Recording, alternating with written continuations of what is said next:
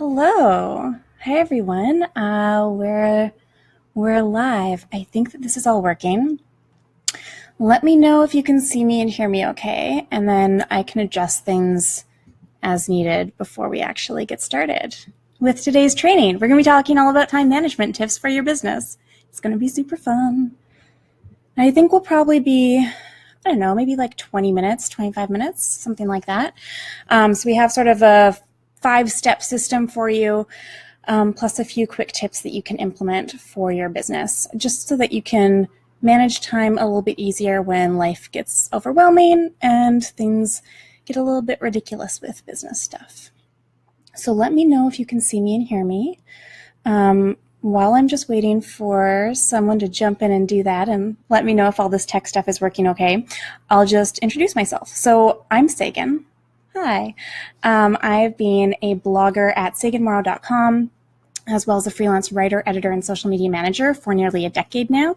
So I've been doing the whole solopreneurship for many, many years, and I've gone through many iterations with my business, from the writing side of things to editing to social media management, kind of all of it. And then last year, I started teaching other people how to also do what I do, so how to be a freelancer.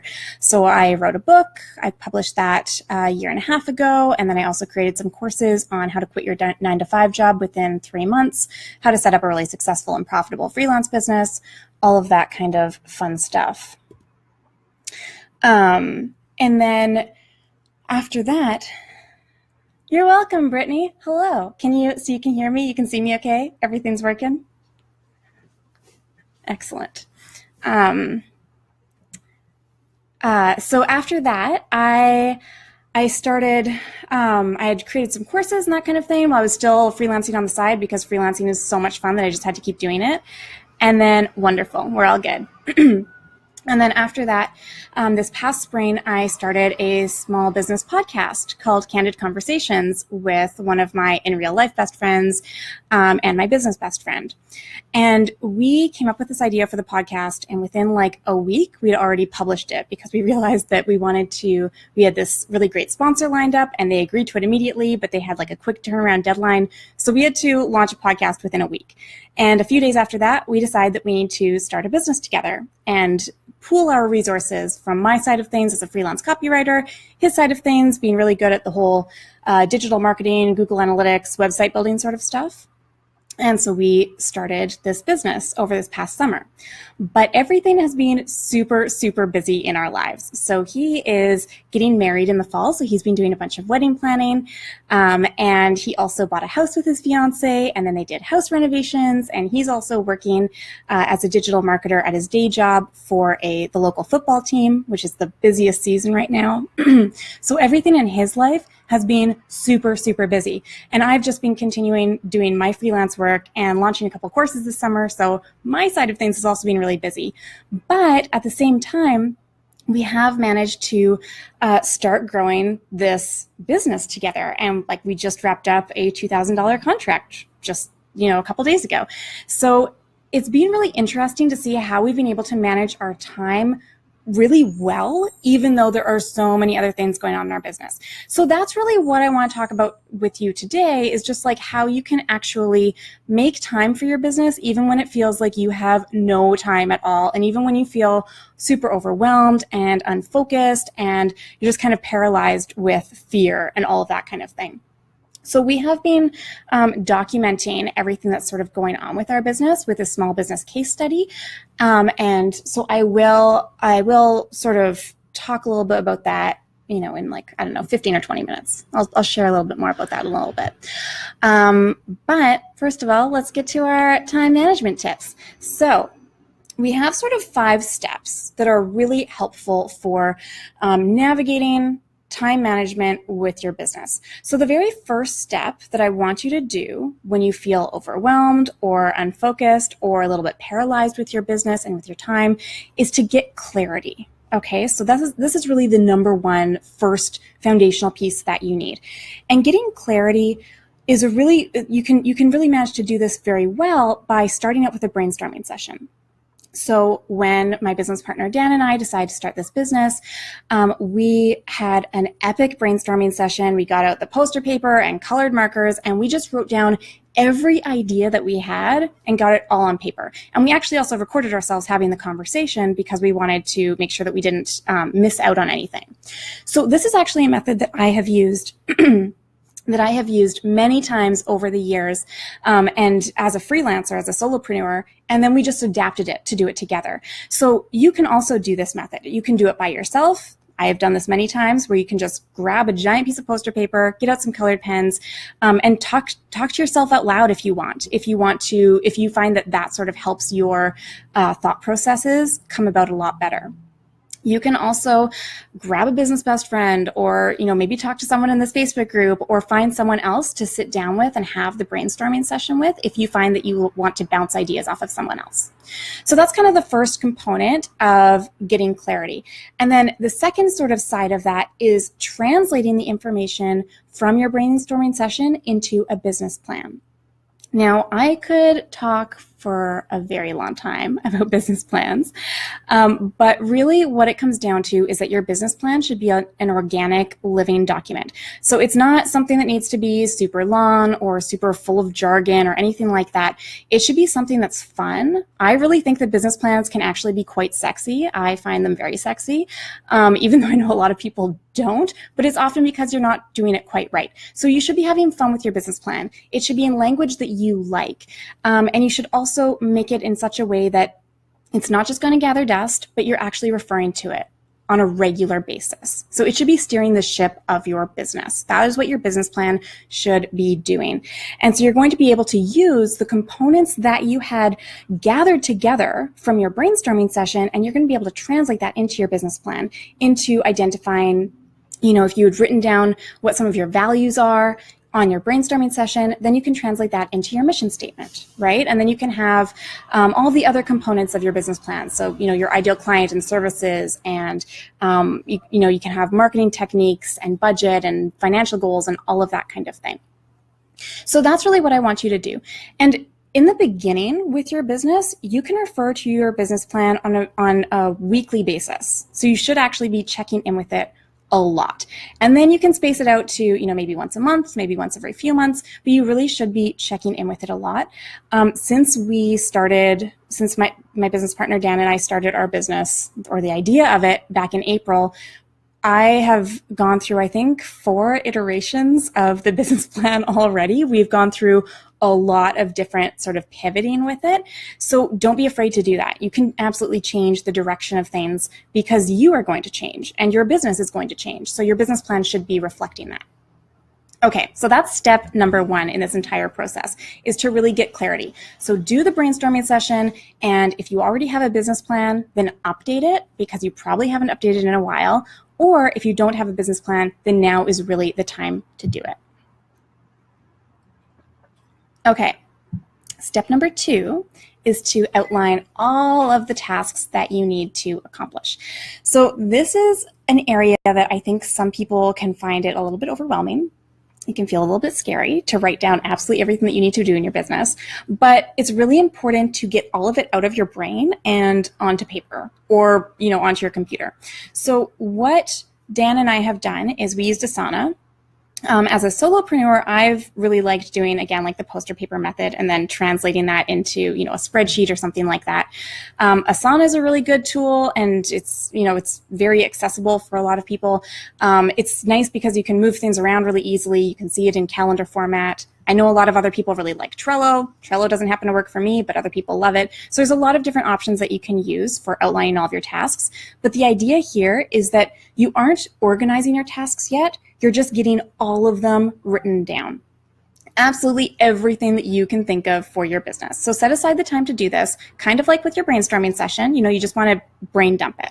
Get all of your tasks outlined. And then we can move on to step number 3, which is actually prioritizing and organizing that task list. So once you have all of your the items that you need to be doing written down, then you can start to figure out, okay, what do I absolutely need to do? What are my main priorities? And how long is each of these tasks going to take me? Is it going to be 15 minutes? Is it going to be 5 hours? Somewhere in between. gauge roughly what the time estimate will be. And then also set deadlines for each of those items. So you can look at, when does this task actually need to be done by, and which tasks need to come first before the next item can be completed.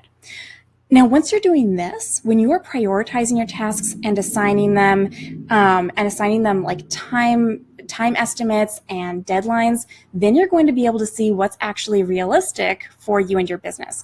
So if you had certain goals written down in your business plan, and then you start organizing your tasks, and you kind of realize that because you're juggling all these other things in your life, maybe you won't actually be able to do X, Y, Z, then that's a really good sign that you probably need to go back to the drawing board a little bit and reprioritize things. And maybe something gets cut, right? Or you can move things around. So prioritizing your task list is really important. And Brittany, I totally agree with you. Organizing is the best thing ever. It's super fun. And even if you're not an organizer, I think that you can still have fun with it, right? It's really about figuring out the right system for yourself and like ways that you enjoy it. I think that's such an important piece. The other sort of component in here when we are talking about prioritizing and organizing our tasks is also to set them in a way that's manageable. Okay, so we talked about what's realistic, right? That's really, really important. But it's also important to look at how many tasks can you manage in a particular day or in a week. So I don't want you to have like 10 tasks per day, like limit yourself to 2 or 3 tasks, right, per day. And break them up. If you need them to be a little bit more bite-sized, that's okay. You can make them as small as you need to fit them into your particular business and lifestyle. I have seen people who have 15 minutes a day and that's all they can actually devote to their business, and they're still making progress when they're really strategic about it, right? That's what it really comes down to, is being strategic about it. Okay, so that was step number 3. So step number 4 is to assess things and pivot. I think actually this one might be my personal favorite. So this is where you are really assessing what you've done so far and acknowledging your accomplishments, super, super important, and checking in with yourself and then changing direction if you need to. So one of the things that Dan and I are doing is having weekly meetings. So every Wednesday morning, we go to a coffee shop and we meet and we talk about, okay, this is what we've done since our last meeting. This is what we said we were going to do and we didn't get around to doing. This is why we didn't actually get around to it, right? So sometimes you got to dig a little bit deep and really get into that self-honesty sort of part and see, okay, what was the real reason that I held back from doing one task over another? And we also check in with each other. How are you feeling about things? How is our business affecting your life, or your life affecting business? All of that sort of stuff. And then we look at, okay, what are our next steps? What do we want to accomplish by this time next week? And what life stuff is coming up that might get in the way of that? And how do we navigate that? So that's kind of what you will want to be doing. And again, I have been doing this for many, many years on my own. You don't need to have a business partner to do this. You can absolutely do it on your own as a solopreneur. But the key is to have one day a week and a particular time of that day when you always check in with yourself. Do these weekly check-ins to assess how things are going, and that way you can sort of pivot and you can change things as needed for moving forward. Because we often will realize that, you start experimenting with something, you try going in one direction, and then maybe it's just not quite right. And maybe you just need to adjust a little bit, or maybe you realize that this thing over here actually isn't right for you at all, and you need to go way over here. And again, that's totally fine. But you aren't really going to be able to recognize that and realize it unless you are doing these very regular check-ins and assessing things. Okay, so those are the first 4 steps. And these are really foundational pieces, okay? We are talking about these pieces because if you don't do all of these things, if you don't get clarity with a brainstorming session, with writing your business plan and updating your business plan and checking your business plan regularly, if you're not, with step 2, outlining all of your tasks, with step 3, prioritizing and organizing all of your tasks, and then with step 4, assessing where you've been and what you've been doing and pivoting for where you're going to go next. If you don't do all of that, then step 5 isn't going to work for you. Okay, so you have to be really strategic. Now, step 5, Brittany, I think you're going to like this one because it is all about automating and delegating things. So automation is amazing. I have my window open, so sorry guys. I feel like this is being a little bit loud. Okay, very good. So automation is fantastic. I love automation and I definitely use it in my business. But if you aren't strategic about it and if you don't have the foundational pieces in place, then automation isn't going to work out so well for you, right? So that's why you really need to have the strategy in place first, all of these pieces, and then you can add the automation. So automation, for me, I really like using Board Booster for my pins and Edgar for Twitter and Facebook. I know a lot of people love SmarterQ. It's sort of a cheaper version of Edgar, so do whatever you can.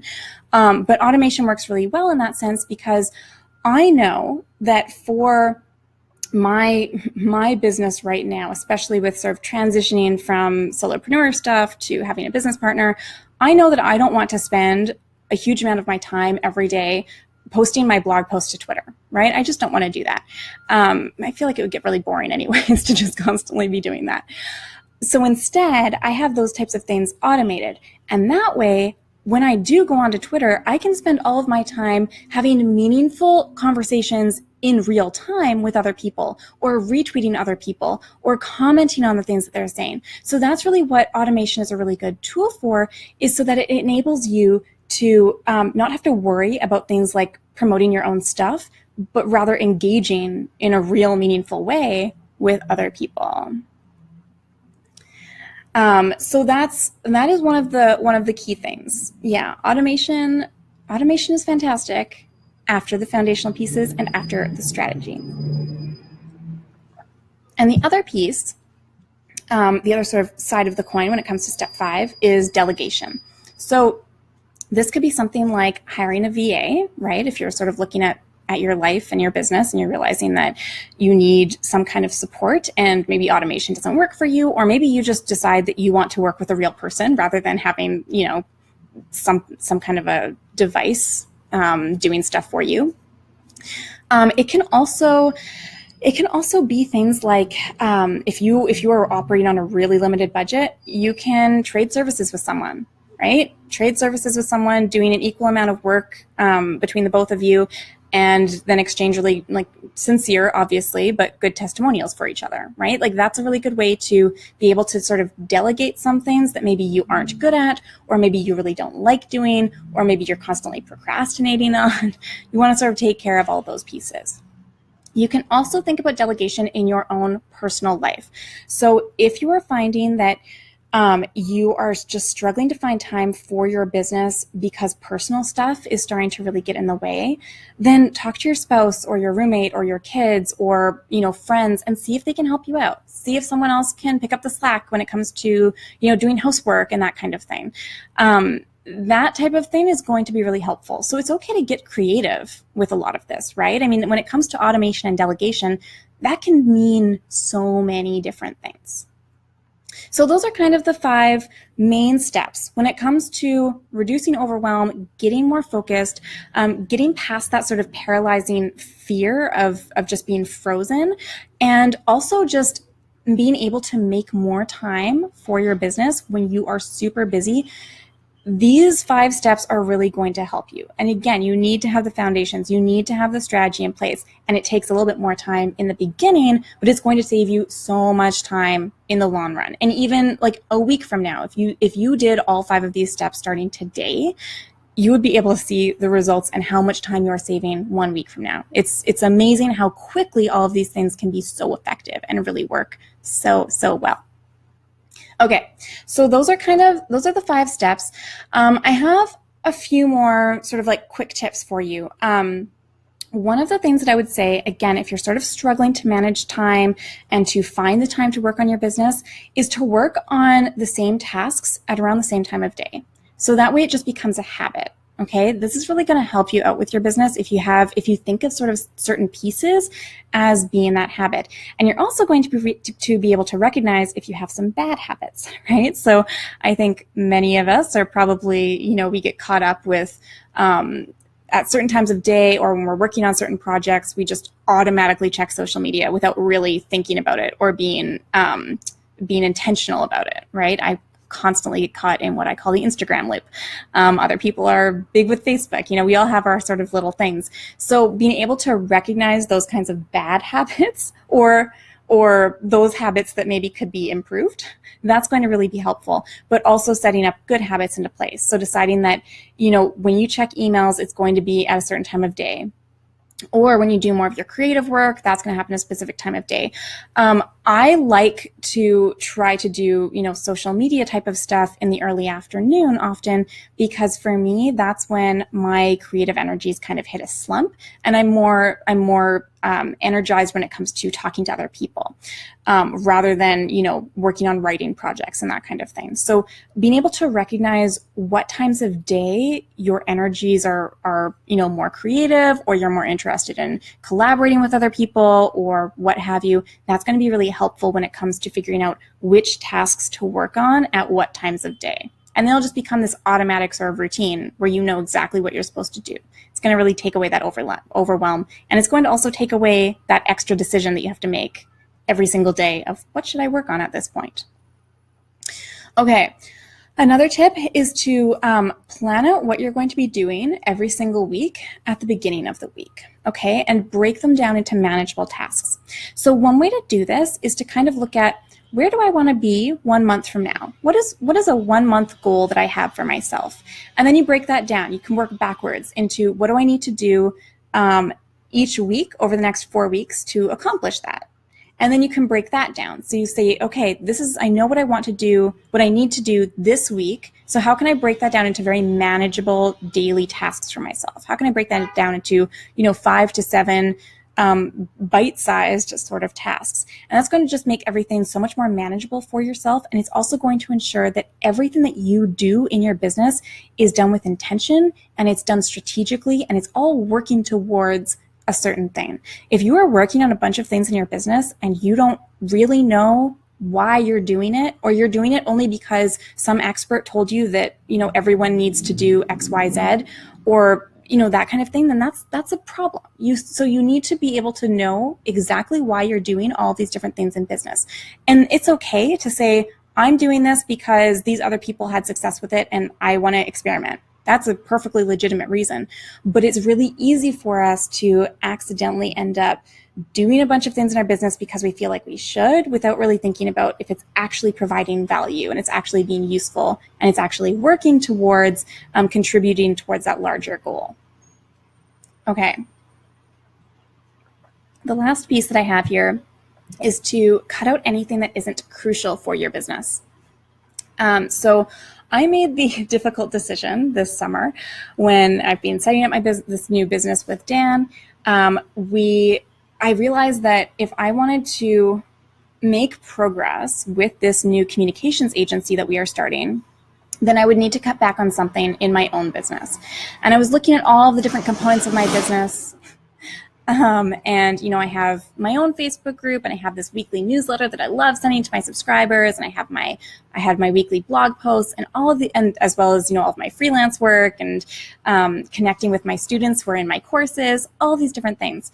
And I looked at it and I really figured out that the one thing that I could remove from my plate and that would save me hours every week and that wouldn't really make a difference for my business or for, my readers and my students would be to cut back on the number of blog posts. So rather than writing a blog post a week, I am now doing a blog post a month. And this has enabled me to ensure that my blog posts are still very high quality, and at the same time, I'm saving myself hours every week that I can instead put towards building our communications agency and working with clients that we're getting through that communications agency. So it was a difficult decision to make because, like I said earlier, I've been blogging for a decade. There have been some years when I was blogging 3 to 4 times a week. So cutting back to once a month has been a really interesting sort of piece for me, but it made a lot of sense. And it was a really good decision, and I'm really happy with this decision. And the good thing about cutting back in different areas is that you don't have to cut back forever, right? I mean, maybe a few months from now, I will be able to blog weekly again, or maybe I won't want to. Maybe I'll want to stick with blogging once a month. Things don't have to be written in stone, and they really shouldn't be for your business. You should be okay with trying things out and reducing things for a little while and seeing how it goes, because you never know. You never know how it might actually be a lot easier than you think, and it could save you so much time. Yeah, I think, Brittany, what you just said now about it gets fun when you get to throw yourself more into that one post, it's true. Like, I have definitely found that cutting back on blogging, and I'm not saying that everyone should cut back on blogging, but this is what's worked for me. And by doing that, I can really pick and choose. I don't feel like, oh, I need to get a blog post out this week, right? So I can really be extremely strategic about what do I actually want to write about this month? What am I like super excited to write about? And it makes it way more fun, which is just helpful for your mental health and your business productivity and all of these different things. Having fun is so important for business. Okay, so that is really what I want to share with all of you today. If anyone has any questions, then let me know. I'm happy to answer any of them. So just to like recap, we had the 5 steps for getting for sort of reducing overwhelm and finding more time in your business. So step 1, get clarity. Step 2, outline all of your tasks. Step 3 is prioritize and organize your tasks. Step 4 is to assess things and pivot if needed. And step 5 was to automate and delegate. And then we had those few quick tips: work on the same tasks at the same time every day, plan out what you're going to do at the beginning of each week, and cut out anything that isn't crucial. So as I had mentioned earlier, I've been documenting this whole experience of creating this communications agency with my business partner from scratch. I've been writing every single month what we're doing and sort of sharing it with people so that you can have this really transparent behind the scenes of exactly how we are managing to make time for this business while still running our own separate businesses and having a lot of intense life stuff going on at the same time. So it's going on for 6 months that I'm doing this case study. And so far, we've been talking about what it was like to meet with our accountant, how we went about choosing our logo. So I've sort of shared the different images that we had been thinking of and why we decided to go with this particular logo instead of other ones, how we've been managing to get clients without actually having a website yet, because that one just has been lower on our priority. So we have been able to get clients, and we don't even have a website yet for our business. Also sharing things like, how we're actually maintaining our internal communications and external communications with clients. I'm sharing little pieces of our business plan word for word so that you can actually copy and paste them into your own business if you want to. So we're sharing all of that over the course of 6 months because I really feel like this is so important to be transparent in our businesses, and because it's like business is just so hard that there's no sense in reinventing the wheel, is there? I mean, like, there's no sense in you trying to figure out everything out on your own when you can actually learn from other people what they're doing. And we're sharing what's working and what's not working. So we're experimenting with social media marketing and in-person networking, and we're telling you what we like and what we don't like and what seems to be effective and all of that. So we're having a lot of fun with it. And right now it's available still at at the early bird price, because we just have the first 2 months written in there so far, but the price is going to be increasing on Saturday. So right now it's just $49. It's super affordable. And there's also a 7-day refund period. So you can just check it out. And if you're like, no, this is not what I expected, or this isn't what I wanted, then that's okay. You can get your $49 back. And the other sort of piece of it too is that we are playing around with it a lot. So if there are certain things that you want to learn more about, if you want more details about a specific area, if you want us to go longer than the 6 months, if you want it to be 8 months or a year, then we can do that. We're totally cool with doing that. So there's a lot of flexibility in it. And it's really the entire purpose of it, again, is to help you and to be really transparent and to ensure that you don't have to reinvent the wheel. So that's kind of what we're doing. And we launched it We launched it last month, and we've had about 30 people enroll in it so far, which has been really great. And it's been cool too to see that there's been people who are solopreneurs who are learning a lot from it, and there are also people who have had their businesses for quite a while now, and they're still getting something out of it. The idea behind it is to make it easy for you. So each of the little behind the scenes sort of sneak peeks are short and to the point. And we also have actionable steps at the end of every month that you can take sort of from learning what we did that month and how you can apply it to your own business, if you're a solopreneur or not. So that is the small business case study. If you want to learn more about it, if you want to check it out, you can visit saganmorrow.com/case study. And again, the price does increase on Saturday, so you can grab it now for $49. If anyone has any questions about that, I'm totally happy to answer them. Or about time management, I clearly love talking about step-by-step systems and how to manage your time better for your business and how to reduce overwhelm. So if you have any questions, now's the time. And if you're watching the replay, then just tag me. If you have questions, tag me in the comments section below, and I will absolutely answer those questions for you after the fact.